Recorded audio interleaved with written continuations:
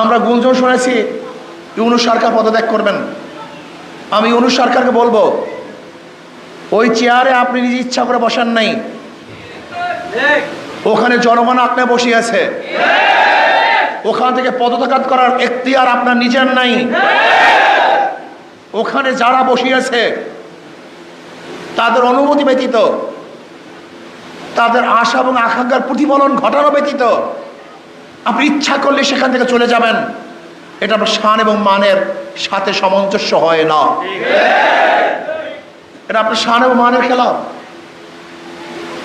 জনগণ তারা মুক্তি পাওয়ার জন্য, স্বাধীনতা অর্জন করার জন্য, শান্তি পাওয়ার জন্য, নিরপেক্ষ নির্বাচন উপহার দেওয়ার জন্য, বৈষম্য দূর করার জন্য, গ্রহণযোগ্য নির্বাচনের জন্য আপনাকে ওখানে বসিয়েছে।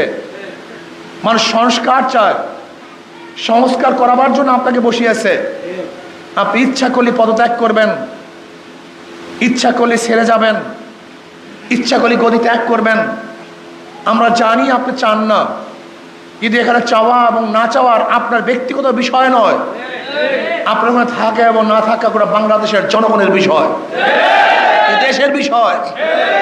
কাজে ইউনূস সরকারকে বলবো, কোনো অবস্থাতেই আপনি এমন সিদ্ধান্ত নেবেন না যে সিদ্ধান্তের মাধ্যমে ভারত খুশি হবে, ভারতের প্রত্যেকটা জনগণ হাসবে, মোদী সরকার খিলখিল করে হাসতে থাকবে।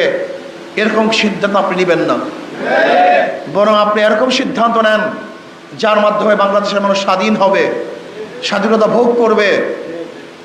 ওই বর্ডারের মধ্যে আমাদের বাংলাদেশের জনগণের উপরে কেউ গুলি চালাতে পারবে না, এই সাহস পাবে না।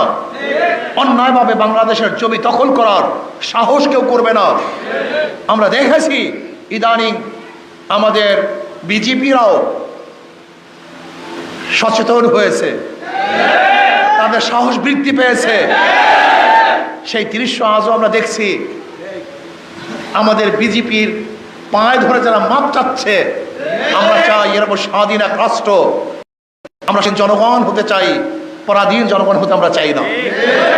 এই জন্য ইউনূস সরকারকে বলবো, আপনি ইচ্ছা করলেই গদি ছাড়বেন, ইচ্ছা করলেই গদিতে বসবেন, এই এখতিয়ার আপনার নাই। জনগণ আপনাকে বসিয়েছে, জনগণের যখন ইচ্ছা হবে তখন ওখান থেকে আপনি নামতে পারবেন, আর জনগণের ইচ্ছার বাহিরে আপনি ওখান থেকে নামতে পারবেন না।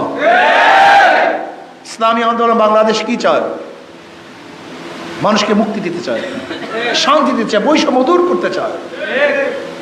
সাম্প্রদায়িক দাঙ্গা থাকবে না, সাম্প্রদায়িক সম্প্রীতির ভিত্তিতে দেশকে পরিচালনা করতে চায়, জুলুম মুক্ত, চাঁদা মুক্ত এক দেশ করতে চায়। আর ইসলামী আন্দোলন বাংলাদেশ বিশ্বাস করে মাদার গাছ লাগিয়ে আমের আশা করা যায় না, তেঁতুল গাছের মাধ্যমে মিষ্টি ফলের আশা করা যায় না, চোরের মাধ্যমে চুরি বন্ধ হবে না, দুর্নীতিবাজের মাধ্যমে দুর্নীতি বন্ধ হতে পারে। যারা চাঁদাবাজি করে এরা ক্ষমতায় গেলে চাঁদা বন্ধ হবে না, যারা জুলুম করে এরা ক্ষমতায় গেলে জুলুম বন্ধ হবে না। যারা চোর ডাকাত, এই চোর ডাকাতরা ক্ষমতায় গেলে চুরি ডাকাতি বন্ধ হবে না। আপনারা কি চান? বারবার রক্ত দিবেন, বারবার সংগ্রাম করবেন? আর কোনো মার্ক আমরা দেখতে চাই না, আর কোনো আদর্শ নীতি আমরা দেখতে চাই না। আমরা দেখতে চাই মদিনাওয়ালার নীতি, মদিনাওয়ালার আদর্শ।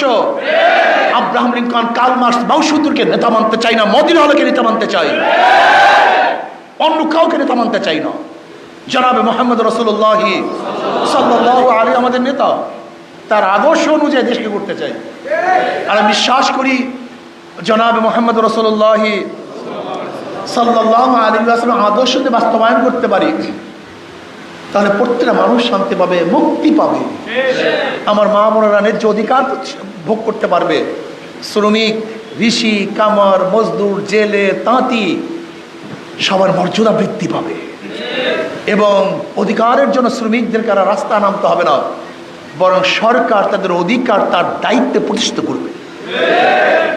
এই জন্য আসুন, বিভিন্ন আদর্শ দেখেছেন, ডেমোক্রেসি দেখেছেন, সোশ্যালিজম দেখেছেন, ক্যাপিটালিজম দেখেছেন, কমিউনিজম দেখেছেন, সেকুলারিজম দেখেছেন, সব ইসলাম বাদ, এবার ইসলামী ইসলাম আমরা দেখতে চাই। বহু নেতা দেখেছেন, সমস্ত নেতাবাদ এবার মদিনাওয়ালার চেহারার সাথে যার চেহারা মিলে, মদিনাওয়ালার আদর্শের সাথে যার আদর্শ মিলে, এরকম নেতা আমরা দেখতে চাই। অন্য সব নেতাবাদ। আর আমি বারবার একটা কথা বলি, আমাদের মার্কার মধ্যে ধোঁকাবাজি।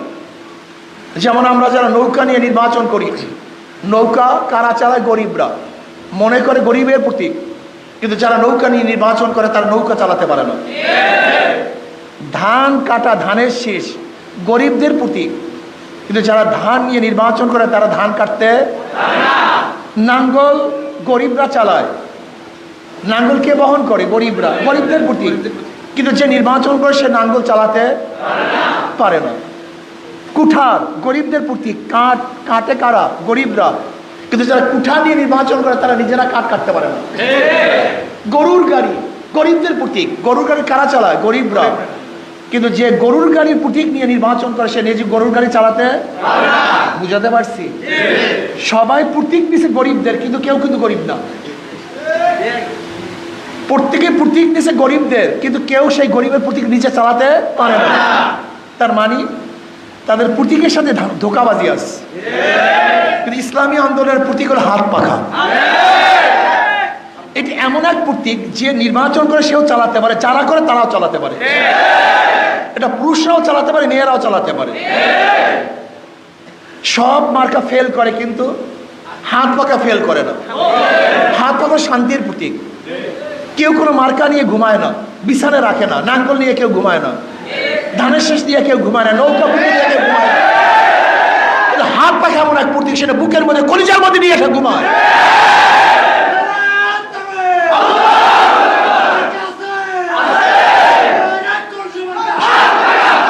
শোনে শোনে আরো মজার কথা শুনুন। ইসলামী আন্দোলন প্রথমেও ইসলাম মানে শান্তি। ইসলাম মানে কি? তাদের প্রতীকও দেখছেন অবস্থাটা কি? নামেও শান্তি, প্রতীকও শান্তি। যাদের নামেও শান্তি, প্রতীকও শান্তি, এরাই যদি ক্ষমতা যায় তাই বাংলাদেশের মানুষও শান্তি। আমি বিশ্বাস করি আল্লাহ পাক রব্বুল আলামিন আমাদের কথা এবং কাজের সাথে মিল রেখেছেন। ইসলামী আন্দোলন বাংলাদেশ প্রথম থেকে শুরু করে আজও পর্যন্ত কথা এবং কাজে মিল। গতকালকে এক কথা, পরের দিন আর এক কথা। লন্ডনে যাওয়ার আগে এক কথা, লন্ডন থেকে আসার পরে আর এক কথা। বুয়ার কাছে গেলে এক কথা, বুয়ার থেকে বের হইলে ভিন্ন কথা।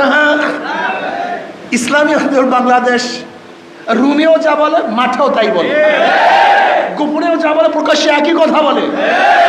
এর ইসলামী আন্দোলন কোনো গোপন কোনো কথাই নেই।